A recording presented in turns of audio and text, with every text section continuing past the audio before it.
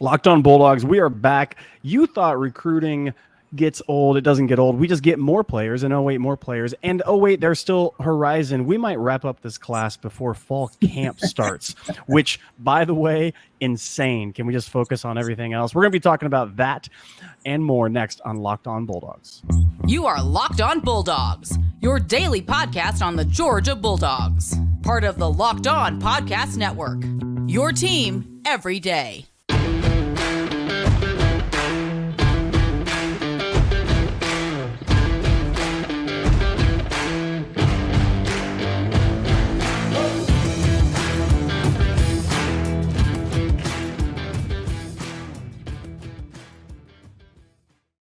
Welcome back, everybody. This is Locked on Bulldogs, part of Locked on Podcast Network. Thank you for making us your first listen of the day.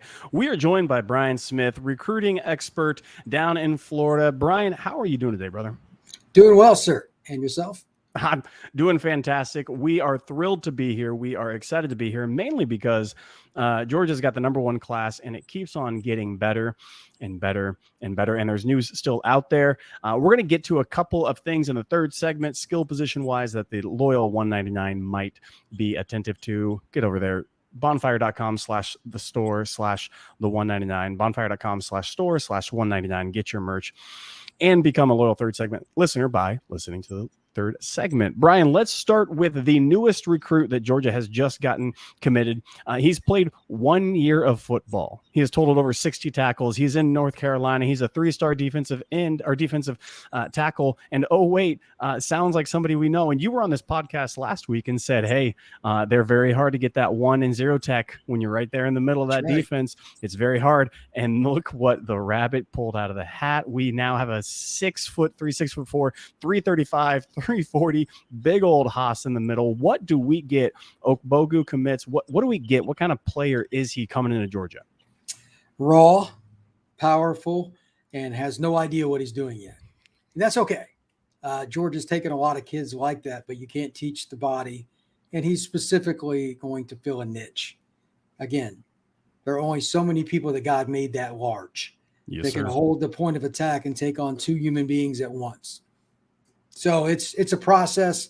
He's probably a redshirt kid, and then as a redshirt freshman start playing, but he's going to be your 0. And that's where a true bread and butter 3-4 defense begins. Right in the middle, nose guard. So good for Georgia. They found their guy. That's right. He joins other 3-star tackles and 3-star defensive linemen on this team already. And he is raw. It seems that just kind of Trey Scott is going with this mold. Kirby and Trey getting together saying, we'll take pure athleticism and size and we'll teach him up. Quintavious Johnson, the same thing, 3-star, bit more raw than maybe some other commits and other recruits. But tell it. As Georgia makes this out, as the defense, you said that's the niche that they create right there in the middle where he pushes back, collapses the pocket so that quarterback has nowhere to run and stops the run game so that the linebackers can flow over the top. As Kirby, as Trey Scott gets these guys, what makes Georgia able to develop all of these? You've spoken to recruits, you've spoken to parents, you've spoken to them. What makes them believe these guys can go there and get developed? Their system. I mean, they work together. I talked to another Georgia guy recently that covers the beat, and we were talking about it, and we were lockstep. Their staff gets along and works together well. They know the system they're going to run. They don't deviate from it, and they grind. Sounds pretty boring, but it also gets you rings. So there you go. Look, when somebody comes and they want to say we have this newfangled approach to football, aka Gus Bus down in Auburn, well, you can have your newfangled gimmicky offense. If you can't do the fundamentals, get on out of here. And those coaches and teams have gone to the wayside. But if you're talking guys who grind, who get along, know the process, know what's required, you do that long enough, man. War of attrition sets in and you can overcome a lot. I use this quote all the time from Remember the Titans. He's got a thin playbook. He says it's just like Novocaine. Give it time. It's going to work. And when you have those 3, grind, dedication, and a staff culture, these 3-star kids come in and will be developed. It's incredible. We're going to come back right after this, but first, these messages. I want to talk about FanDuel. FanDuel is fantastic. FanDuel has every single thing you need to become an expert at Sportsbook, because they are the official Locked On podcast and Locked On Bulldogs Sportsbook. They have everything that you need: over, under, season win totals. Right now, MLB games, single games, over, runs scored, home runs, Ronald Acuna, stolen bases. If you can get stolen bases at half for Ronald Acuna, go ahead and get it right now. If you can get any point spread on the cocktail party, go ahead and put money down on Georgia to cover that. If you can find it, I guarantee you it's going to be a bloodbath this year. This is FanDuel.com/locked on. Get over there right now. If you don't win your first, you deposit money, get it in, first time user, and you don't go ahead and win that first bet, FanDuel.com will give you $1,000 in bonus bets. That's right, $1,000 in bonus bets right back to you. FanDuel.com/locked on. Your first one doesn't hit, they will give you $1,000 in bonus bets. Terms and conditions apply. All right, now let's keep going with the recruits. We're here with Brian Smith. He is all things recruiting down in Florida, down in the heat, down in SEC country. Brian, who else has Georgia their eye on, and who else should Bulldog fans know about as we gear up to conclude this class rapidly soon? We have a number of spots already filled. We don't have many more spots to go. So give us a couple names, give us a couple of positions or key interests that we should know about going forward. I think the most interesting one is Marquise Easley. I know he didn't put Georgia in his top 3. I'm not buying that, and neither anybody around Georgia. I like them in the end to get him. There's several offensive linemen, you and I were talking about it off the air, that I honestly don't know who they're going to get. They went after a bunch of really good players who let the chips fall where they may. Ethan Callaway, Michael, I'm probably going to pronounce this incorrectly, Michael Uni, etc. They're going to be announcing in the next week to 2 weeks. That's the good news. You're going to at least find out. If you come up short, you can go after other guys. But they are in on the elite offensive lineman, and Georgia's always been an O-line school. That's not going to change.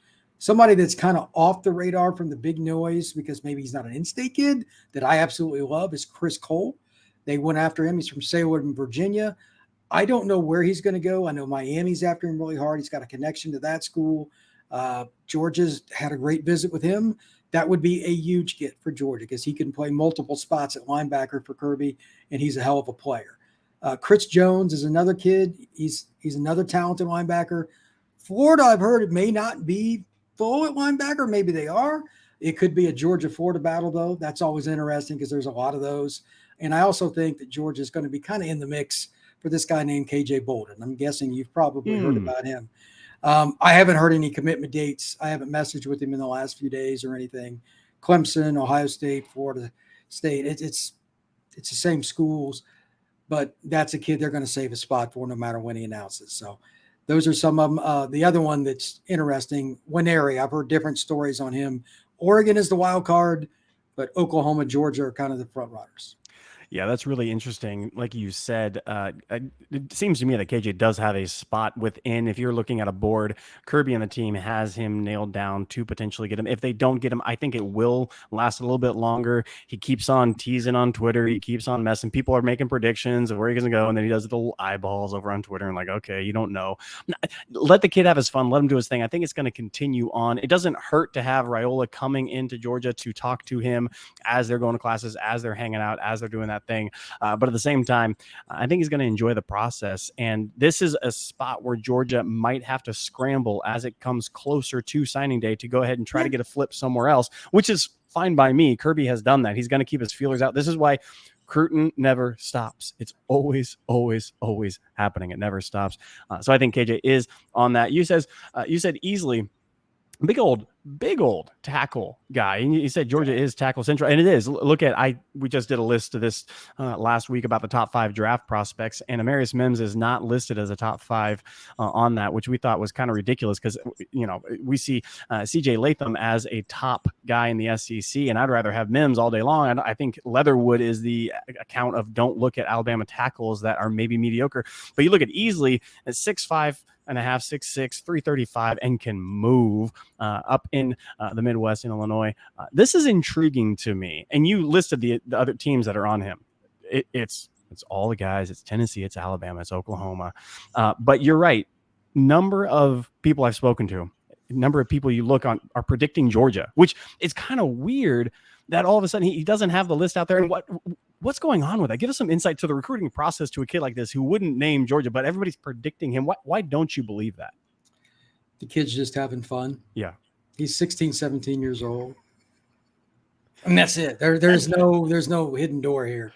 This is why it's phenomenal to me when you talk to a football fan and they, get all up in their feels about they're teenagers, y'all. Like, we love them when they come to campus and they're in there and they're grinding and they're learning the culture and they're teenagers. Please remember this. And I say that not as a disparaging comment towards them. I'm talking to you, fan. Stop hating on kids. Like let them enjoy it. So what if they change? Don't comment when they don't pick your school. Don't resist the urge. Resist the urge. It matters, man. Parents read this stuff. It matters. He knows. I get those messages. It matters. Oh, man, does it ever. Hey, we're going to come back right after this. Got a couple more names, maybe some scoop on some wide receivers or some skill positions that aren't in the fold for Georgia and maybe who might be coming right after these messages.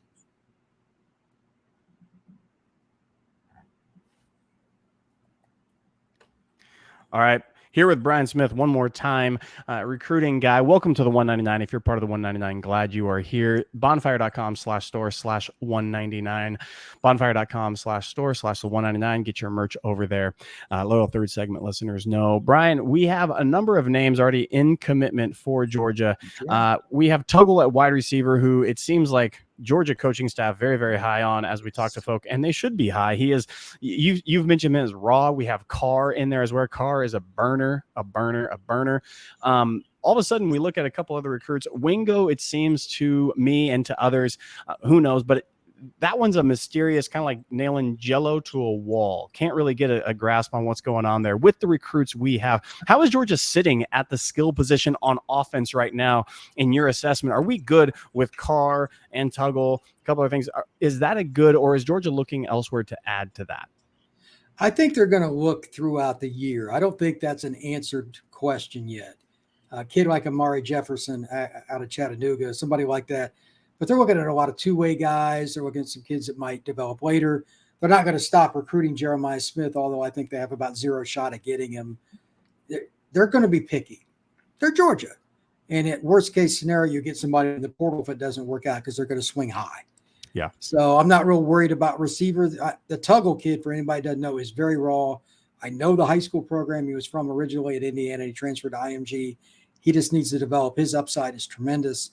And like you mentioned, Carr, they got two playmakers already. So you can be picky with the last guy. Don't rush it. Don't take somebody just to take them. Take an elite player or go to the portal. So it's all good.